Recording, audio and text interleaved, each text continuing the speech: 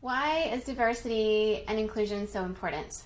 Well, I think one of the many most compelling reasons is that our decisions are just way better when we have more diversity of thought around a table tackling a challenge and a problem.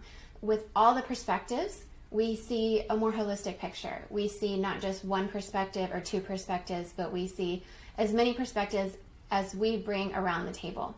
And so this Inclusion Week is important to remember that it's not just about diversity, but it's about including the diversity, welcoming, listening, acknowledging, really deeply hearing what people of diverse backgrounds are telling us, and including different perspectives in our decision-making process. If you sit on a board, if you lead an organization, if you're a CEO, if you're an executive director, if you're at a senior level position and you have the opportunity to bring more diversity around your decision-making table, you will see the benefits. The statistics show us that businesses that incorporate more diversity of thought around their decision-making table, whether it's gender, racial, neurodiversity, LGBTQ inclusion, all of these different spaces, it allows us to, if we're making a product, for example, allow that product to reach a broader market.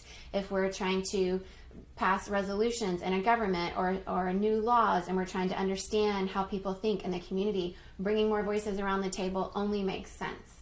If we are trying to educate in the global education sphere and we want to include more voices to help us understand the history that we're teaching to the students, this will exponentially increase how we can tackle the problems of our day for this generation and the next.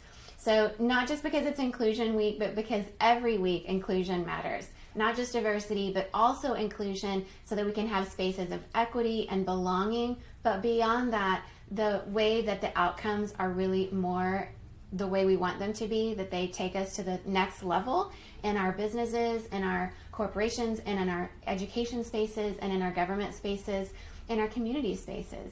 So I encourage you to think through inclusion this week for Inclusion Week, not just for the sake of inclusion, but for the benefits for you, your organization, your company, your community, the government that you're a part of, everywhere that you lead and work and live.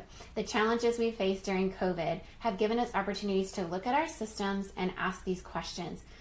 Who is not benefiting and why? And when we find the answers to those, often the solution lies in the area of inclusion. So I'm including you in this opportunity to dig deeper into inclusion. There's great books out there. On my podcast, I've had Perrine Fark and her latest book, Inclusion. There's much written out there. You can follow different people on LinkedIn speaking in the diversity and inclusion space. I will include other resources on my LinkedIn and in my social media, and you can also go to the A World of Difference podcast and listen to all the different guests that I've had on speaking about inclusion, who are in different walks of life around the globe, tackling different problems from different perspectives. And so I encourage you to go out and find voices that are not your own and listen to them. It will make a world of difference.